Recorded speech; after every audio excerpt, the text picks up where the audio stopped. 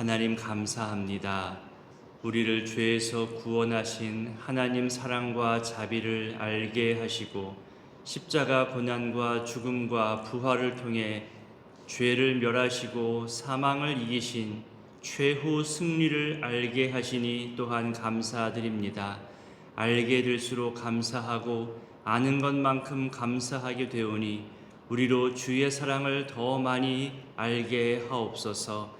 나에게 이익이 있어야만 또 사랑이 있는 것이 아니라 내 상황과 형편이 어떠하든지 하나님의 사랑과 자비는 변함이 없다는 것 또한 알게 하셔서 십자가를 통해 알게 하신 주의 사랑을 이 사순절에 더 많이 경험하고 깨닫게 하옵소서. 하나님, 우리가 신앙생활을 할 때에 주의 말씀대로 살아가려고 거룩한 몸부림으로 나아갈 때에 어쩌면 우리는 말씀대로가 아닌 내 맘대로 하진 않았는지 돌아봅니다.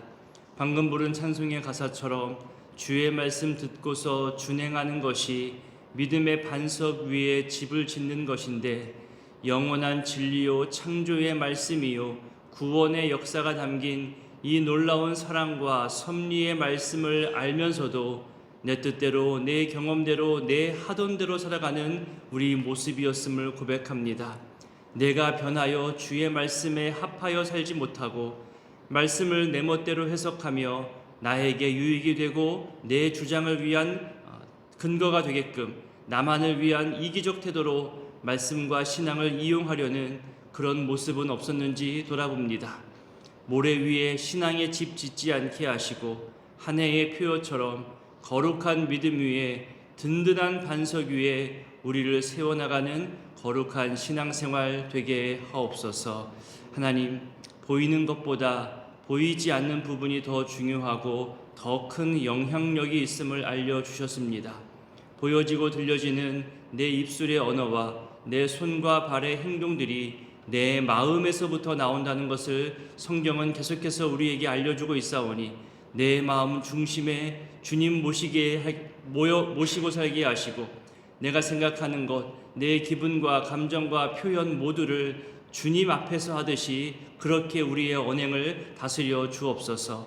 평생 경험하고 절제하고 다듬은 내 인생의 진짜 모습이 내 마음에 담겨 있고 그것이 언어를 통해 표현되어진다고 성경도 말하고 여러 사람들의 입을 통해서도 증거되듯이 우리 마음이 무엇보다 평안하게 하여 주시고 올바름과 선함으로 가득하게 하여 주옵소서. 지난 시절에 경험했던 속상하고 안타까운 일들, 화가 날 만한 모든 일들이 주님 가까이 경험하면서 치유되게 하시고 내가 하나님 섭리 가운데 살아왔음을 고백할 수 있도록 우리 마음과 생각과 감정을 다스려 주옵소서. 내 편한 대로 내 멋대로 살며 표현하는 것이 아니라 십자가 죽음을 생각하며 나도 내 자신을 십자가에 못 박고 이제는 예수로만 살게 하옵소서.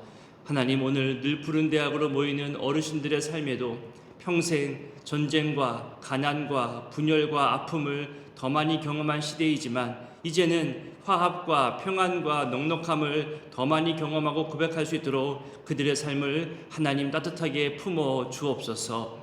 또한 하나님, 주변 아파트 입주로 우리 전도대가 매일매일 수고합니다.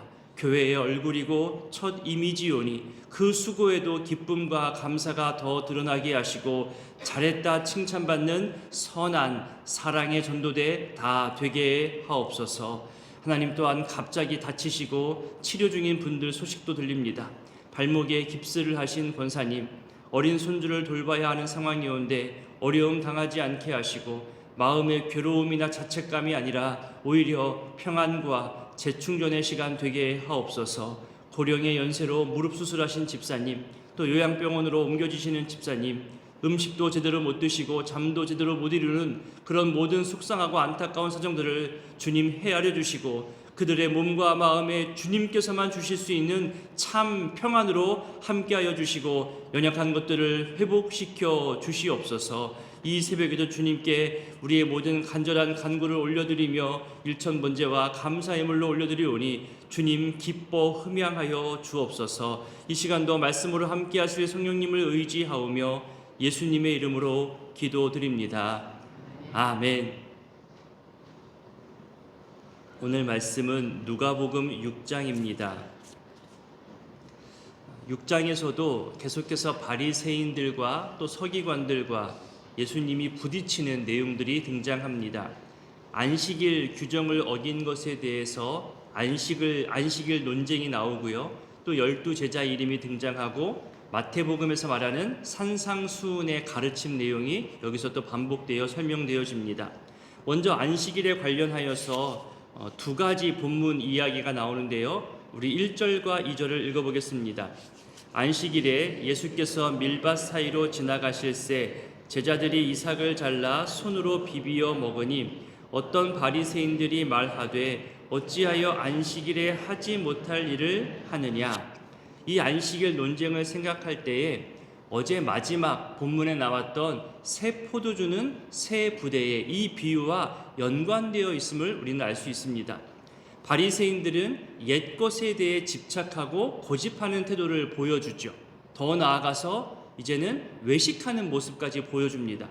이 집착과 외식은 예수님이 부정하는 내용들입니다. 이제 하나님께서 아들이신 예수님에게 주신 안식일의 본질과 목적을 깨닫게 해주시죠. 여기 1절에 보면 누가복음에만 나오는 표현이 있습니다. 이삭을 잘라서 손으로 비비어 먹었다고 합니다. 바리새인이 이 부분을 지적하는 거예요. 그러니까 안식일에 하지 말아야 할 생활 규범을 어겼다는 거죠. 같은 내용의 사건이 마태복음 12장과 마가복음 2장에도 나오는데요. 그때에도 이 안식일 논쟁에 대해서 제가 설명했던 것으로 기억합니다. 바리새인들이 규정한 안식일법이 더 세세히 만들어졌다는 거죠. 모세 율법으로도 안식일을 기억하며 거룩하게 지키라는 말씀들이 있었습니다. 근데 이들은 이 안식일에 대해서 40개에 가까운 정말 수십 개의 또 다른 규정을 만들어서 안식일에는 아예 아무것도 못하게끔 어떤 노동도 하지 못하게끔 그렇게 생활 규정을 만들어 놓은 겁니다. 그렇다면 이런 질문이 생기죠. 어디까지가 노동이냐? 이건 노동이냐 아니냐? 이것이 또 나오면 그것에 대해서 또 해석해주고 또 규정을 만드는 겁니다. 그렇게 계속해서 반복되어지는 질문과 답을 통해서 수십 개의 안식일 규정이 생겨난 거죠. 제 생각에는 땀을 흘려야만 노동일까? 이렇게 생각할 수도 있겠지만 가만히 보면 기준이 없더라고요. 특별한 기준이 없이 여기서도 보면 이삭을 먹을 때에도 그냥 먹으면 노동이 아닌데 손으로 이삭을 비비어 먹으면 노동이 되는 거래요. 이게 우리로서는 쉽게 이해되지 않는 기준이 없어 보이는 모습입니다. 그래서 여기서 손으로 비볐기 때문에 바리새인들이 이것을 안식일을 어겼다는 것으로 지금 거는 거죠.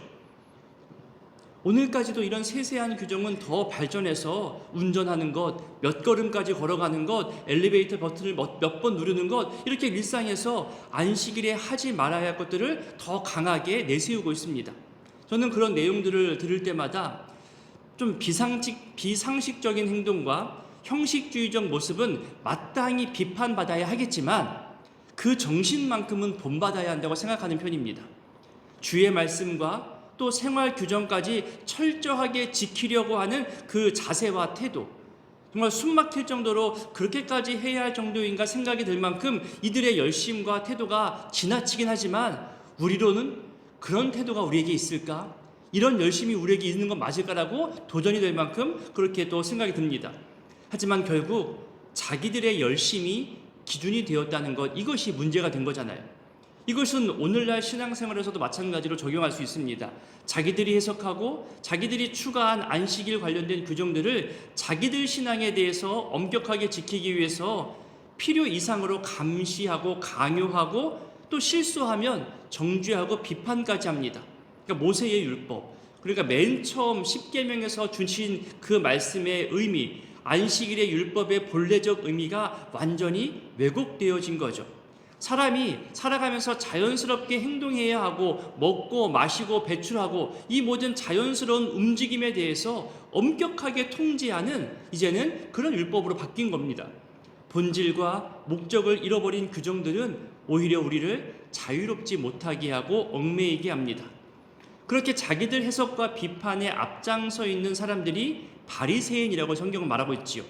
다른 복음서에서는요, 이 바리새인들을 향하여서 적대적으로 표현합니다. 마태든 마가든 보면요, 근데 지금 누가는 좀 다르게 표현해요. 2절을 보세요.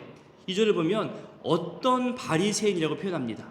여기서 누가의 그 태도가 보여지는 거죠.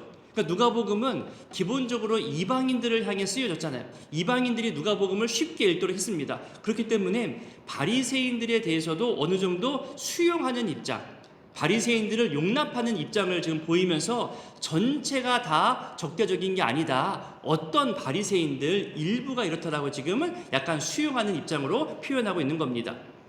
이제 예수님이 답변하시면서 교훈하십니다. 우리 3절부터 5절까지를 읽어봅니다. 예수께서 대답하여 이르시되 다윗이 자기 및 자기와 함께한 자들이 시장할 때에 한 일을 읽지 못하였느냐? 그가 하나님의 전에 들어가서 다만 제사장 외에는 먹어서는 안 되는 진설병을 먹고 함께한 자들에게도 주지 아니하였느냐? 또 이르시되 예수님은 사무엘상에 기록된 다윗의 이야기로 답을 하십니다. 다윗과 일행들이 같은 행동을 한 것에 대해서 구약에서나 신약에서는 정죄하지 않음을 말하고 있는 거죠. 그런데 바리새인들은 지금 예수님의 제자들과 똑같은 행동인데도 비판과 정죄의 말을 했다는 것을 지금 지적하고 있는 겁니다.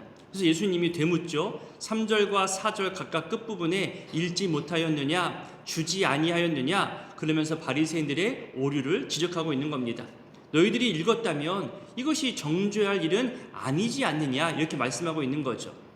그리고 5절에서 강하게 또 분명하게 말씀하십니다. 인자는 안식일의 주인이다.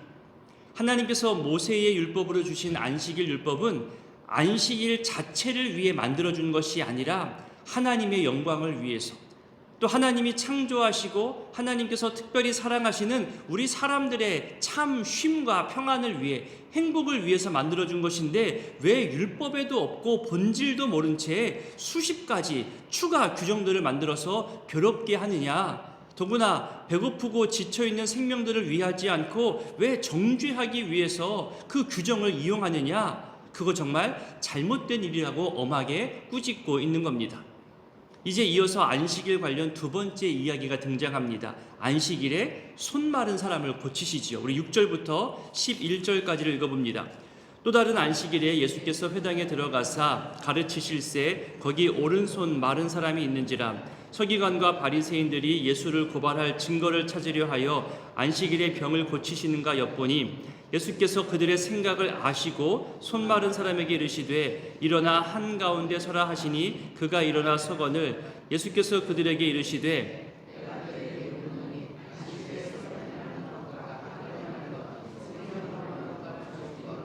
어느 것이 옳으냐 하시며 무리를 둘러보시고 그 사람에게 이르시되 내 손을 내밀라 하시니 그가 그리하매 그 손이 회복된지라. 그들은 노기가 가득하여 예수를 어떻게 할까 하고 서로 의논하니라. 회당에서 가르치시는 중에 손 마른 사람이 보인 거예요. 7절에 보니까 서기관과 바리새인들이 예수를 고발하기 위해서 주목하고 있지요. 예수님이 이 모든 생각과 상황을 아시고 이 손 마른 사람을 불러서 한가운데 서게 하시고 말씀하십니다. 안식일에 선을 행하는 것과 악을 행하는 것, 생명을 구하는 것과 죽이는 것 어느 것이 옳으냐 묻죠. 그리고서는 손 마른 사람의 병을 고쳐주셨습니다. 자, 이렇게 선한 일, 옳은 일, 생명을 구하는 일을 했음에도 불구하고 서기관과 바리새인들은 어떻게 이것을 받아들이고 있냐면 11절에 보니까 노기가 가득했다고 하죠. 분노의 마음입니다. 분노의 마음이 가득해서 어쩔 줄 몰라 했다는 표현이죠. 다른 복음서에서의 표현은 이 분노의 감정 때문에 예수님을 죽이려고까지 했다고 성경은 말하고 있습니다. 내 마음에 안 들고 내 기분이 상하고 내 뜻대로 되지 않으면 그 상대방을 처치하려는 이 모습은 정말로 자기 고집에서 출발하는 거죠. 내가 한 것은 옳은 거야. 내가 말한 것은 선한 거야. 자기 고집에서 출발합니다. 다르다는 것을 인정하지 못하고 내 통제 안에서 내 뜻대로 진행되게 하려는 잘못된 욕심의 모습인 거죠. 재미있는 해석 하나가 있어서 소개합니다. 여기서 사용되어지는 노기가 가득하려는 이 표현은 마태나 마가와는 조금 다른 표현인데 이런 의미가 담겨 있습니다. 무엇이냐면 무지하여 이해하지 못하여 어리석다, 이런 표현이 담겨 있는 거예요. 그러니까 내가 몰라서 화를 내는 거예요. 내가 이 상황을 이해하지 못해서 분노를 표현했다고 누가는 조금 더 의학적인 부분을 가지고 이야기하는 거죠. 그러니까 자기들 기준으로 이해하지 못하고 상대방을 알 수 없기 때문에 그 어리석음을 가지고 화를 내고 있는 겁니다. 지금까지는 자기들이 다 안다고 생각해 왔잖아요.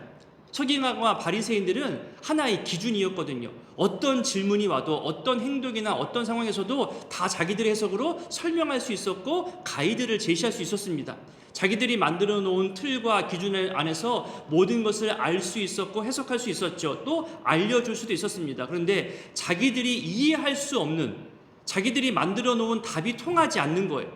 그래서 노기가 가득해진 거죠. 결국 자기들이 만들어 놓은 틀 안에서 벗어나지 못했다는 것입니다. 그리고 그것이 어리석다라고 이 누가는 어리석음이 담겨 있는 이런 표현을 기록한 거죠. 이것이 우리 사람의 모습입니다. 자기 말을 주장하고 통과시켜야만 하고 내 말이 막히거나 내 말이 무시당한다고 생각하면 그것이 아무리 옳은 이야기고 선한 이야기라더라도 거부하고 화를 내는 것이 우리 인간의 연약한 한계겠지요. 그러니 상대방의 말을 수용하는 자세로 내 말을 할 줄 아는 것이 중요하고 그것이 대화의 기술입니다.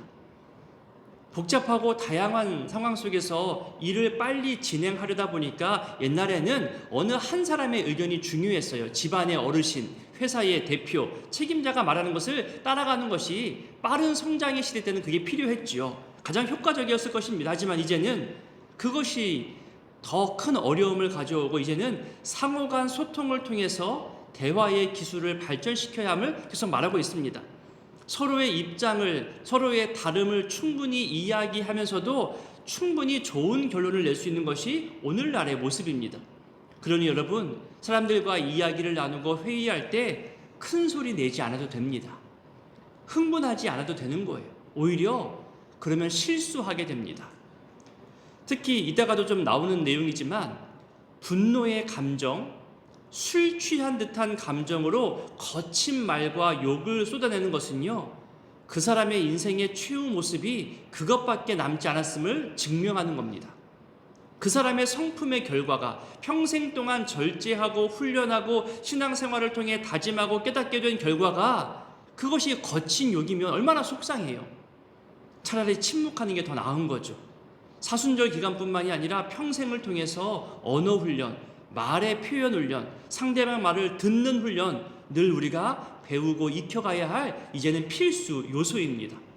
다음으로 12절부터는 예수님의 12제자 이름이 나오고 산상수훈과 같은 교훈들을 말씀하십니다. 조금 뒤로 가서 우리 27절과 28절을 읽어보겠습니다.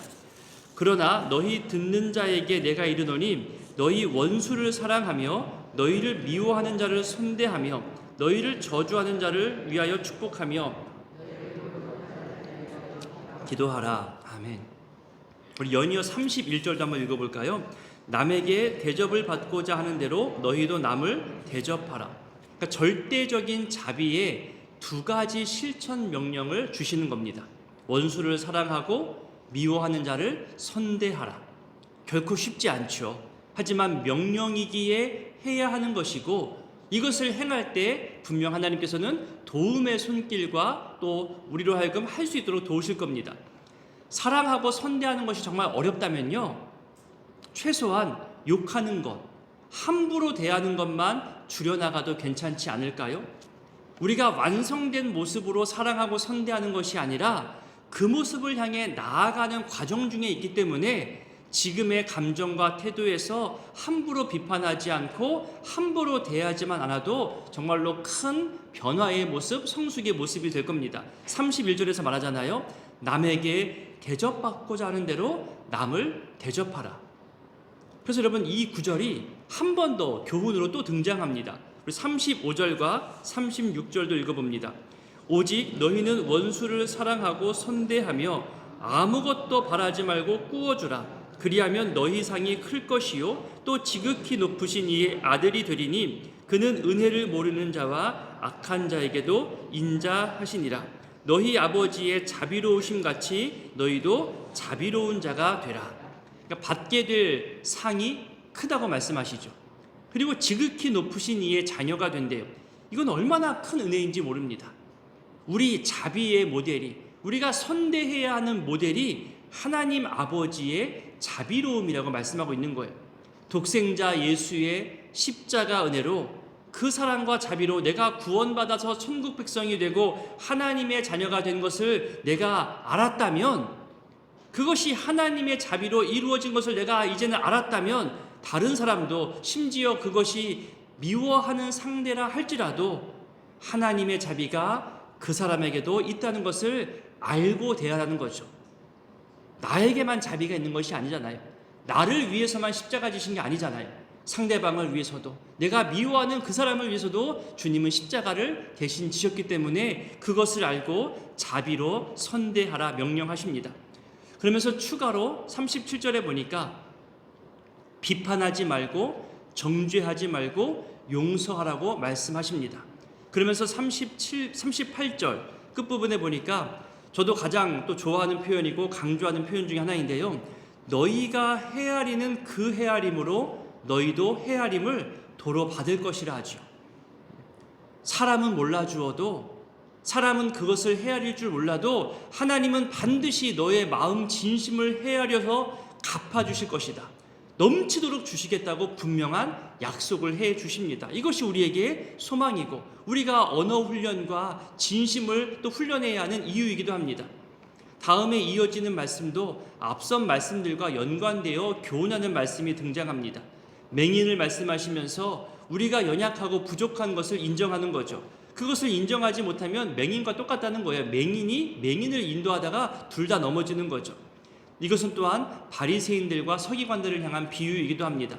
그 다음으로 들보와 티를 비교하면서 함부로 비판하지 말라고 교훈하죠. 조금 더 뒤로 가서 한번 볼까요? 45절 말씀을 한번 읽어보겠습니다. 선한 사람은 마음에 쌓은 선에서 선을 내고 악한 자는 그 쌓은 악에서 악을 내나니 이는 마음에 가득한 것을 입으로 말함이니라. 아까 앞서 설명해 드렸잖아요. 마음에 가득 쌓여 있는 것이 입으로, 언어로 표현되는 거예요. 존경받는 어른의 위치에 있을수록요, 내 마음과 입술에 선한 것들이 가득해지기를 소원했으면 좋겠습니다. 그리고 도전했으면 좋겠습니다. 평생의 말투와 습관이 하루아침에 고쳐질 수는 없겠죠. 하지만 안 고쳐지는 것도 아닙니다. 나는 내비둬, 나 이렇게 70년 80년 살았어, 그렇게 말할 게 아니라는 거예요. 하나씩 하나씩 내 마음의 인정부터 또 용납부터 시작하면은 내 마음에 쌓여진 것이 은연중에 부드럽게 따뜻하게 어른답게 말로 표현되어집니다.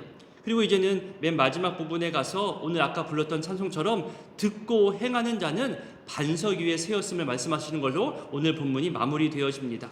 오늘의 이 말씀들을 기억하며 기도하실 때요, 내 마음에 평생 쌓아둔 것으로 표현되어진다는 이 말씀을 좀 더 기억했으면 좋겠습니다. 고집스러운 말, 상스러운 욕, 정죄와 비판의 말들이 줄어들게 하시고 우리에게 베푸신 하나님 자비와 사랑의 언어, 그것으로 우리도 사랑하고 선대하며 살아갈 수 있기를, 내 마음과 입술의 표현이 그렇게 되기를 우리 기도했으면 좋겠습니다.